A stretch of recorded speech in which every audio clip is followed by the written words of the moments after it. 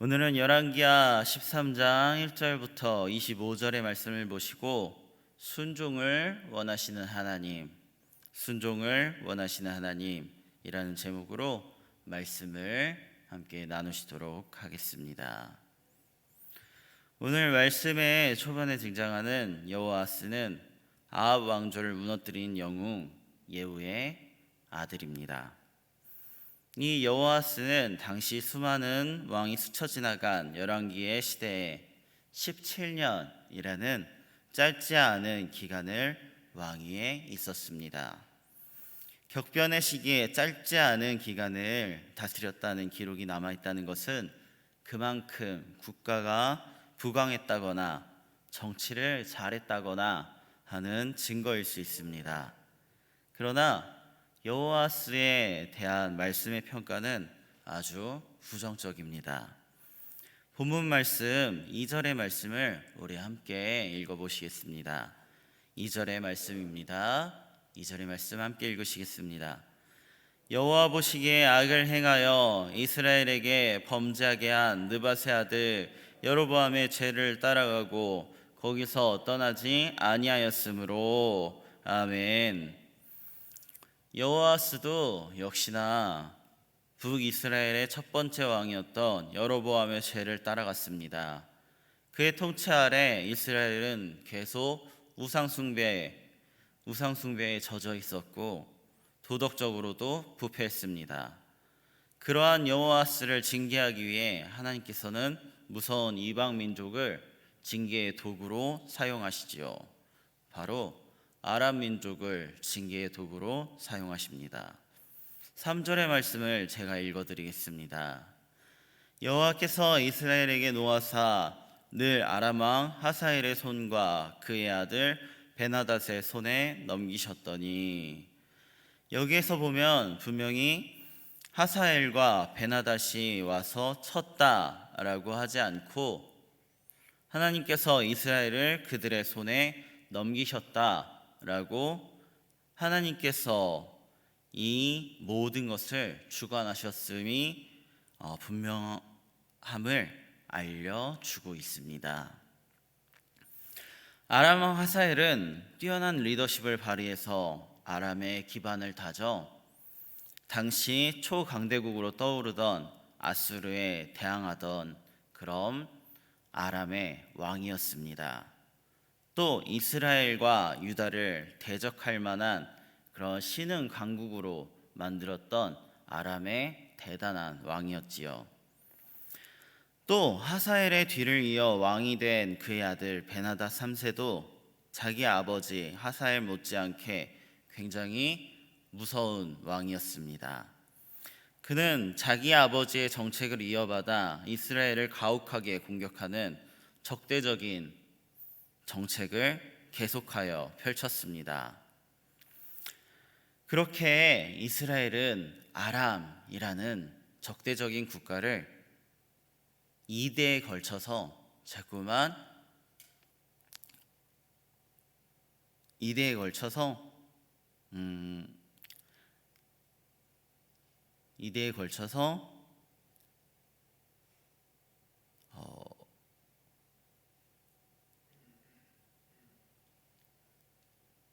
뭔가 꼬였습니다. 네, 2대에 걸쳐서 이렇게 역사의 흐름 속에서 그 적국을 하나님 죄송합니다. 하나님께서는 이렇게 뭔가 말씀과 자칫 상관없어 보이고 무관해 보일 수 있는 이런 역사의 흐름을 하나님께서 주관하시고 다스리셔서 이 아람이라는 국가에게 이스라엘을 넘기시고 2대에 걸쳐서 이스라엘을 아주 괴롭게 만드셨습니다. 결국 아람의 하사엘과 베나닷에게 계속해서 지독한 공격을 받으면서도 군사력에서 한참 떨어지는 이스라엘은 패배를 거듭하며 어쩔 도리가 없게 얻게 되었습니다. 그런데 여호아스의 결국이 참 재미있습니다. 본문 말씀 4절의 말씀을 우리 함께 읽어보시겠습니다. 본문 말씀 4절의 말씀입니다. 4절의 말씀 함께 읽으시겠습니다. 아람 왕이 이스라엘을 학대함으로 여호아스가 여호와께 간구하매 여호와께서 들으셨으니 이는 그들이 학대받음을 보셨음이라. 아멘. 우상 숭배에 빠져 있었던 악한 왕인 여호아스가 하나님께 기도를 다했습니다.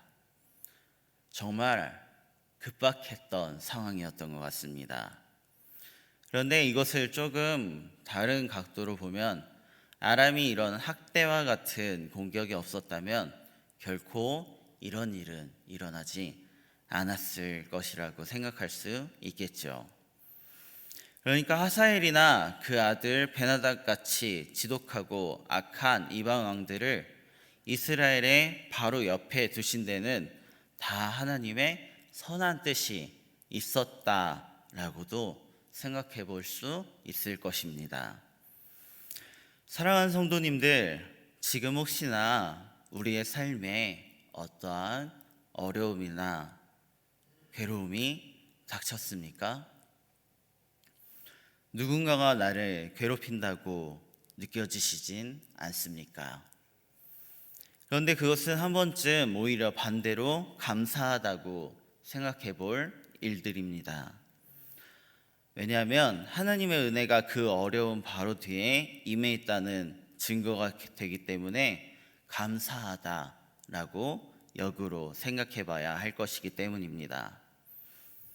나를 괴롭히는 사람이 있거나 어떤 일이 벌어졌다면 그것은 나에게 하나님께서 기도하라 라고 하시는 말씀입니다. 그런 사람들이 없었다면, 그런 어려움이 없었다면 내가 간절히 기도하겠습니까? 그러니까 내가 기도하게 하시려고 하나님께서 오히려 지금 우리를 도와주고 계신 겁니다. 그것을 빨리 깨달을수록 우리에게 유익합니다. 그러니 그때 빨리 엎드려 간절히 기도해야 합니다. 그것은 기도해야 할 때입니다. 그런데 그렇게 기도할 여건을 주셨는데도 기도하지 않는다면 정말 영적으로 어두운 사람입니다. 하지만 의외로 그런 성도님들이 참 많습니다. 하나님께서 기도하라고 가르쳐 주시는 어려움인데도 기도하는 사람이 사실은 너무나 적습니다. 어떻게 되겠지라고 하거나 자기 나름대로 방법을 찾거나 그렇게 하지만 기도는 하지 않습니다. 하지만 어려운 일이 생긴다는 것은 가장 먼저 기도하라는 뜻입니다. 내 삶이 편안하고 모든 일이 잘 풀리면 하나님을 더 잘 섬길 텐데, 교회 일도 더 열심히 할 텐데 라고 생각을 하지만 절대 그렇지 않지요. 다급한 일이 생기고 주변 사람들이 나를 공격하는 일이 벌어질 때 오히려 우리는 간절히 하나님을 붙들게 됩니다. 그럴 때 빨리 하나님께 나와야 합니다. 그것이 우리가 할 일입니다. 그럴 때 주님이 원하시는 일을 더 잘하게 됩니다. 하나님은 참 신실한 분이셔서 우리가 이렇게 다급하게 하는 기도도 잘 들어주십니다. 말씀을 계속해서 보시면 그 악한 여호아스도 회개하고 하나님을 찾으니까 또 용서해 주십니다. 말씀을 보시면 여호와께서 들으셨으니 라고 되어 있는데, 이 말씀은 하나님께서 회개하는 여호아스를 용서하고 받아들이셨다라는 뜻입니다. 하나님은 악한 인간에게 한 약속이라도 너는 악하니까 나는 약속을 안 지켜도 돼 라고 안 하시고 한 번도 당신의 약속을 깨신 적이 없습니다. 여호아스에 대한 하나님의 자비는 한 번 한 약속은 반드시 지키시는 하나님의 신실하심을 보여주시는 증거입니다. 그러므로 저와 성도님들도 신실하신 그 하나님께 어려움이 찾아오거나 나에게 힘든 일이 찾아왔을 때, 아니 그렇지 않더라도 먼저 하나님께 기도를 하여 그 신실하신 하나님께 응답을 받을 수 있는 저와 성도님들이 되시길 간절히 소망합니다. 그런 여호와스의 기도를 들으셔서 이제 하나님은 이스라엘을 구원하십니다. 5절의 말씀을 우리 함께 보시도록 하겠습니다. 본문 5절의 말씀입니다. 5절의 말씀을 함께 읽으시겠습니다. 여호와께서 이의 구원자를 이스라엘에게 주심에 이스라엘 자손이 아람 사람의 손에서 벗어나 전과 같이 자기 장막에 거하였으나. 아멘. 말씀을 보시면 하나님이 보내주신 구원자가 누구인지 구체적으로 나와 있진 않습니다. 하지만 학자들은 이 구원자가 당시 아람의 라이벌 국가였던 아수르 왕 아단니랄이 3세일 것이라고 추정합니다. 그는 아람을 공격하여 아람의 군사력을 악화시킴으로써 결과적으로 이스라엘을 아람의 압제에서 구원해 준 격이 되었습니다. 이스라엘을 괴롭히던 아람은 아수르의 침공 앞에서 맥을 못 추었고 그 덕에 여호아스는 숨통이 트이게 되었습니다. 비록 이 아수르가 수십 년 후에 이스라엘을 멸망시키게 되지만 어쨌든 이 순간만큼은 여호아스의 기도에 대한 응답으로 하나님은 아수르의 손을 통해서 이스라엘을 아람의 압제로부터 구원해 주셨습니다. 그런데 상황이 조금 나아지니까 여호아스는 금방 본래 악한 모습으로 되돌아갑니다. 그리고 그와 백성들은 다시 타락하여 죄를 짓기 시작합니다.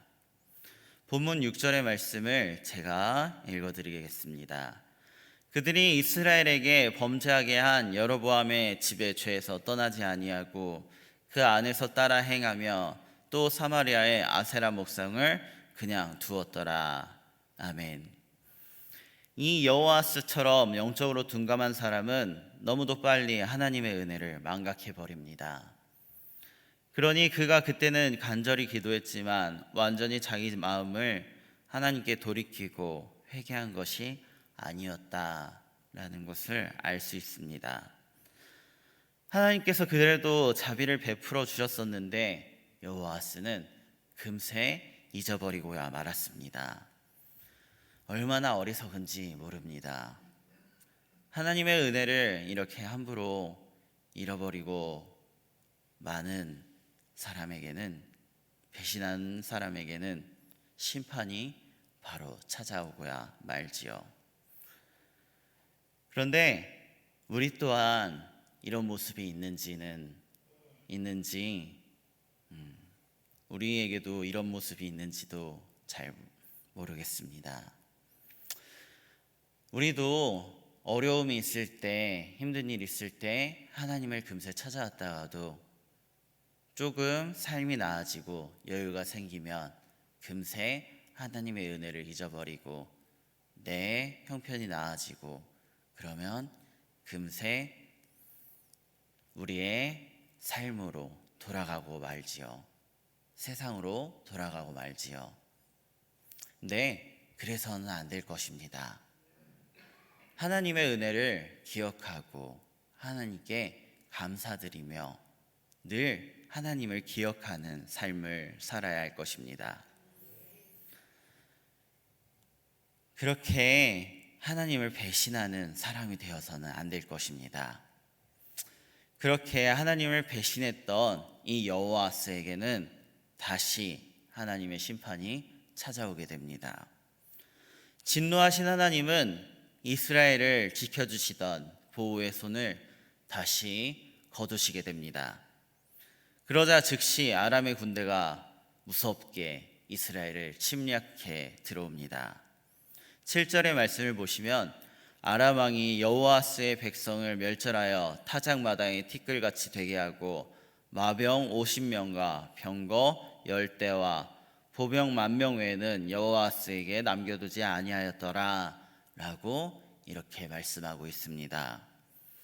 그 파괴의 정도가 얼마나 심했는지 백성을 멸절하여 타작마당에 티끌같이 되게 했다라고 묘사할 정도입니다. 한마디로 온 이스라엘이 초토화되었던 것입니다. 한때 100만에 가까운 군사를 자랑하던 이스라엘 군사였는데 전멸되어서 마병이 겨우 50명, 병거는 딱 10대, 보병이 10,000명 외에는 남지 않았습니다. 이 병력은 아람 왕이 조롱하면서 마지막 자비로 남겨준 것입니다. 여호아스는 회개하고 돌이킨 뒤에 하나님의 자비가 임하는 것을 보았다면 그때부터 더욱 자신을 돌아보며 조심했어야 했습니다. 그러나 그는 살만해지니까 옛날로 금방 다시 돌아가서 죄를 지으며 우상을 섬겼습니다. 하나님의 진노하심을 알면서도 동일한 죄를 반복하면서 나아가다가 또 무서운 심판을 당하였습니다. 그러한 여호아스는 결국 끝을 좋게 맺지 못하고 그의 일생을 마감하고야 말았습니다. 그렇게 여호아스의 뒤를 이어 북이스라엘의 12대 왕으로 그의 아들 요아스가 왕이 됩니다. 그런데 유다의 요아스와 동명이인입니다. 이 둘을 혼동해서는 안 될 것입니다. 이스라엘 요아스는 유다 왕 요아스의 통치 말년에 이스라엘의 왕이 됩니다. 유다의 요아스는 끝에 안 좋아지긴 했지만 여러 좋은 일들도 했었던 다른 왕입니다. 그러나 안타깝게도 북이스라엘의 이 요아스 왕은 자기 아버지 여호아스처럼 처음부터 우상 숭배의 길을 갔습니다. 본문 11절의 말씀입니다. 제가 읽어드리겠습니다. 여호와께서 보시기에 악을 행하여 이스라엘에게 범죄하게 한 느밧의 아들 여로보암의 모든 죄에서 떠나지 아니하고 그 가운데 행하였더라. 아멘.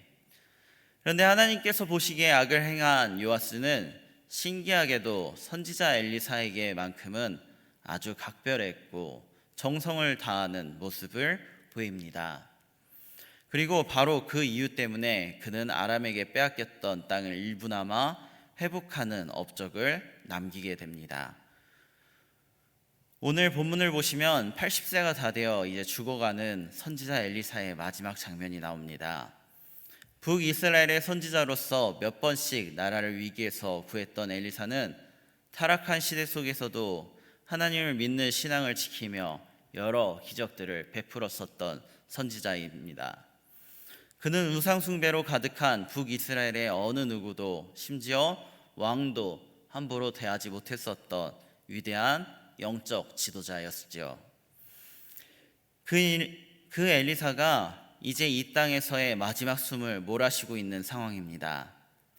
아람의 무서운 압박에 짓눌려 국력이 많이 약해진 이스라엘 왕 요아스에게 지금 이 순간은 많이 심각한 상황입니다. 그래서 요아스는 모든 국정을 뒤로하고서 호위대를 이끌고 엘리사에게 달려옵니다. 엘리사에게 와서 죽어가는 그의 모습을 바라본 요아스의 얼굴에는 하염없는 눈물이 흘러내립니다. 그의 눈물은 엘리사에 대한 요아스의 각별한 애정인 동시에 위기에 처한 이스라엘의 장래를 걱정하며 흘리는 안타까움의 눈물이었습니다. 본문 14절의 말씀을 제가 읽어드리겠습니다. 엘리사가 죽을 병이 들매 이스라엘의 왕 요아스가 그에게로 내려와 자기의 얼굴에 눈물을 흘리며 이르되 내 아버지여 내 아버지여 이스라엘의 병거와 마병이여 하매 아멘. 장차 이 나라에 또 어떤 선지자가 나와서 왕인 자기에게 엘리사처럼 바른 조언을 해주고 나라를 제대로 이끌 수 있도록 하나님의 말씀을 전해주겠는가 하는 그런 마음이 든 것입니다. 자기 아버지 여호아스의 어리석음으로 형편없이 축소되어 버린 이스라엘 군대의 전력으로는 저 무서웠던 아람의 군대와 싸울 수가 없는데 그것을 생각하니 요아스는 요아스는 더욱 기가 막히고 답답해서 눈물을 흘린 것입니다. 엘리사는 요아스뿐 아니라 또 온 이스라엘의 영적 아버지와도 같은 존재였습니다. 병거와 마병은 이스라엘을 지키는 강한 힘과 영적 능력을 말합니다. 그만큼 엘리사는 이스라엘에서 너무나도 큰 존재였습니다. 이처럼 능력 있는 큰 어른을 잃게 됨으로써 자신의 조국에 찾아올 위기에 대해 염려하는 요아스의 처절한 심정이 이 말들 속에 담겨 있습니다. 엘리사는 병문안을 하러 온 요아스의 눈물을 보며 감동을 받았습니다. 그 아비인 여호아스의 죄로 아람 군대에 의해 전멸되어 버린 이스라엘 군대를 생각하니 엘리사도 마음이 아팠습니다. 그래서 엘리사는 마지막으로 자기가 나라를 위해 해줄 수 있는 일을 합니다. 엘리사는 요아스에게 창을 열고 동쪽을 향해 화살을 쏘라고 했습니다. 동쪽으로 화살을 쏘는 것은 당시 이스라엘 동쪽에 위치한 아람에 대하여 하나님의 선전포고를 상징하는 의미가 있습니다. 그 의미를 설명해 준 다음에 엘리사는 또 다른 이상한 명령을 합니다. 본문 18절과 19절의 말씀을 제가 읽어드리겠습니다. 또 이르되 화살을 집으소서. 곧 집음에 엘리사가 또 이스라엘 왕에게 이르되 땅을 치소서 하는지라. 이에 3번 치고 그친지라. 하나님의 사람이 노하여 이르되 왕이 대6번을 칠 것이니이다. 그리하였더면 왕이 아람을 진멸하기까지 쳤으리이다. 그런즉 이제는 왕이 아람을 3번만 치리이다 하니라. 아멘. 엘리사가 화살을 들고 땅을 치라는 명령을 하자 요아스는 땅을 치는데 3번만 치고 내려놓습니다. 그러자 엘리사는 불같이 화를 냅니다. 엘리사는 왜 요아스가 땅을 3번만 쳤다고 해서 이렇게 심하게 화를 냈습니까? 그것은 아람을 쳐서 이길 것에 대한 상징적인 행위였기 때문입니다. 오랜 세월 동안 아람의 침략 앞에 늘 패하여 두려워하던 이스라엘과 요아스 왕에게 승리의 약속을 주기 위해서 이렇게 하였는데 요아스가 3번밖에 치지 않았기 때문에 이제 요아스는 아람에게 3번밖에 승리를 하지 못할 것이기 때문이었습니다. 요아스가 이것을 몰라서 3번만 쳤습니까? 그렇지 않습니다. 그도 알고 있었습니다. 문제는 이것입니다. 17절에서 엘리사가 이미 그에게 화살을 가리키며 아람에 대한 구원의 화살이라고 했습니다. 그리고 요아스가 아람 사람을 멸절하도록 아벡에서 칠 것이라고도 이미 이야기했습니다. 그러니까 요아스도 그 의미를 어느 정도는 알고 있었습니다. 그렇게 말하고 나서 화살들을 짚고 땅을 치라고 했으면 요아스는 어떤 마음이 들어야 했습니까? 화살이 부러질 정도가 될 때까지 땅을 계속 쳤어야 합니다. 정말로 승리가 간절했다면 그것을 상징하는 화살을 땅에 치는 것을 치고 또 치는 것이 맞지 않았겠습니까? 그러나 요아스는 단 3번만 땅을 치고 그것으로 족하다라고 생각했습니다. 왜 요아스가 3번만 땅을 치고서 족하다 생각했는지는 정확히 알 길은 없습니다. 하지만 당시 사람들 사이에 일반적으로 숫자 3이 완전한 숫자라고 생각했는데 그것 때문일 가능성도 있습니다. 그러나 아무리 그렇다 해도 그건 요아스 자신의 생각일 뿐입니다. 평소에 요아스라는 이 사람이 하나님을 향한 믿음과 경건함을 따지지도 않는 사람인데 그가 왜 이때만 완전한 수를 생각했겠습니까? 그렇게 생각했더라도 그것은 그냥 개인적인 생각일 뿐입니다. 만일 요아스가 전쟁에서 승리를 주시는 하나님의 능력과 약속을 확신했더라면 엘리사가 그만하라고 할 때까지 계속 땅을 쳤어야 마땅합니다. 그러나 그는 딱 3번만 치고 말았습니다. 여러분, 요아스는 분명히 엘리사의 말에 순종해서 땅을 쳤습니다. 안 친 것이 아닙니다. 분명히 땅을 쳤습니다. 그런데 이 말씀에서 우리는 우리의 문제 또한 바로 여기에 있다는 것을 요아스의 문제를 통하여서 발견할 수 있습니다.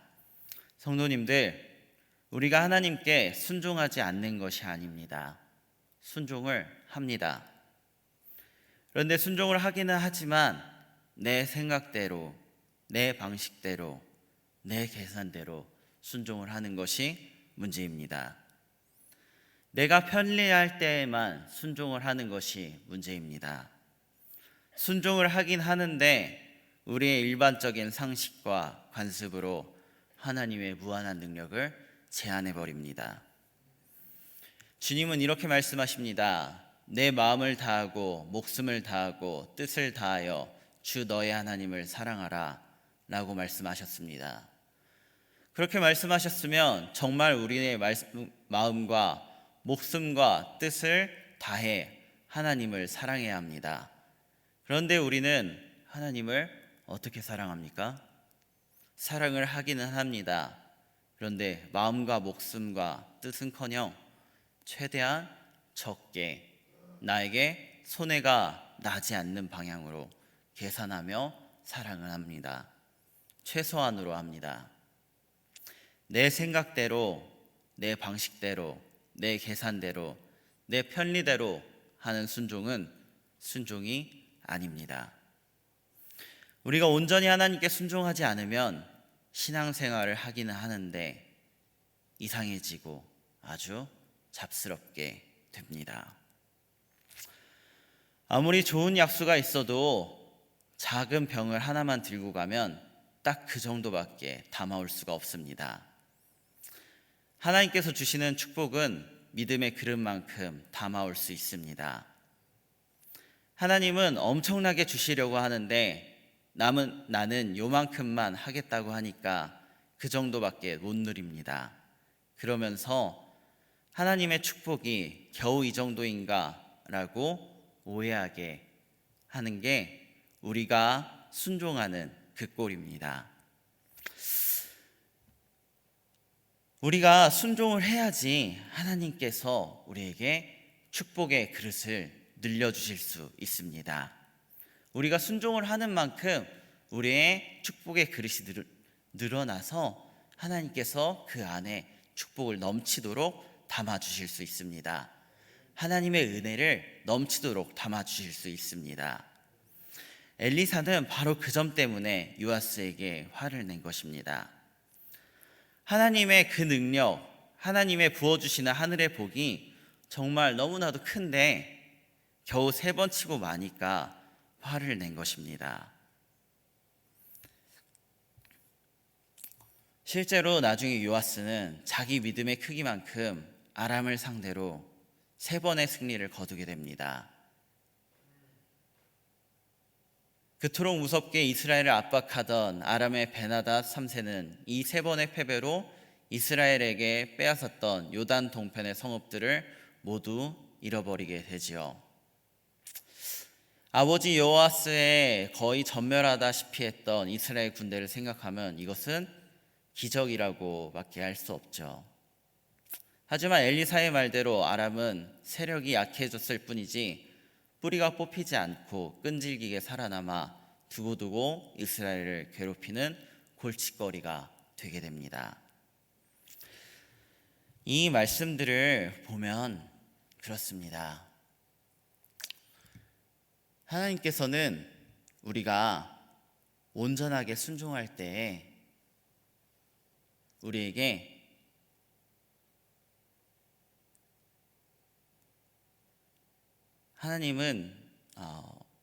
하나님은 우리에게 축복해 주시고자 하는 것이 너무나 많은 분이십니다. 그런데 이것을 믿고 안 믿고는 저와 성도님들의 자유입니다.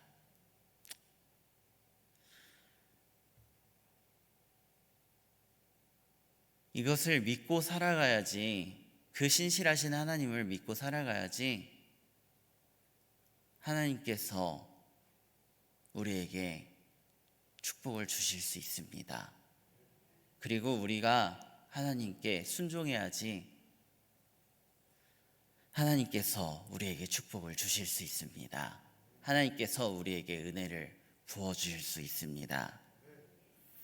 그러므로 저와 성도님들은 오늘 하루와 앞으로를 살아가시면서 하나님의 말씀에 매일 매순간 철저하게 순종하시면서 하나님의 축복이 우리를 통해 부어지도록 최선을 다하실 수 있는 저와 성도님들이 되실 수 있길 간절히 소망합니다. 기도하시겠습니다. 오늘 또 열왕기의 말씀을 통해 우리에게 하나님의 말씀을 듣고 온전한 순종을 하길 원하시는 주님, 감사합니다.